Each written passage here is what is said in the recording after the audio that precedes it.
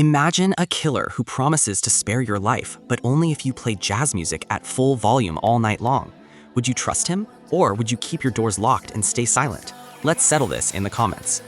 On the night of March 19, 1919, the entire city of New Orleans was screaming with jazz. Every hall, every tavern, and every home was filled with music, not because they were celebrating, but because they were terrified. A letter had appeared in the newspapers from a man claiming to be a demon from hell, a man who promised that anyone not playing jazz when he passed their house would feel the weight of his axe. We just hit 100+ subscribers. Thank you for being part of the inner circle. If you're new here, hit that subscribe button. Now let's go back to the first strike.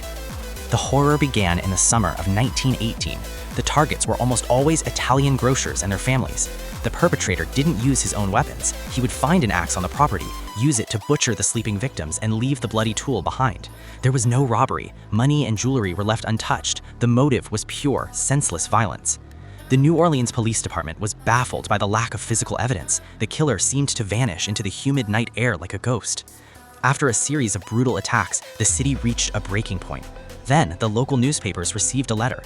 It began, "They have never caught me and they never will. They have never seen me, for I am invisible, even as the ether that surrounds your earth."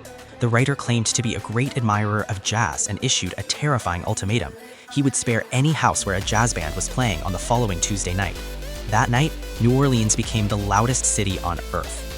The atmosphere on that Tuesday was a bizarre mix of a party and a funeral. Dance halls were packed to capacity. Professional bands and amateur musicians alike played until their fingers bled. People who didn't own phonographs huddled in the streets near those who did. The police patrolled the blocks, listening to the cacophony of trumpets and pianos. It was the only time in history a serial killer dictated the soundtrack of an entire metropolis. True to his word, no one was murdered that night. Despite the mercy of the jazz night, the killings eventually resumed. The police arrested several suspects, including a man named Orlando Giordano, but the evidence was flimsy and based on coerced testimony. The community was torn apart by ethnic tensions and paranoia. Every shadow in the French Quarter looked like a man with an axe. Forensic science was in its infancy. There were no fingerprints to track, no DNA to sequence, only the recurring signature of a chiseled-out backdoor panel. Then, as suddenly as it began, the Axeman stopped. No more letters, no more midnight attacks. No one was ever convicted for the 12 brutal assaults and murders linked to the name.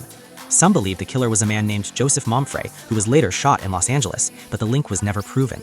The Axeman simply retreated back into the ether he claimed to come from, leaving behind a city that can never hear a jazz record without remembering the blood on the floor.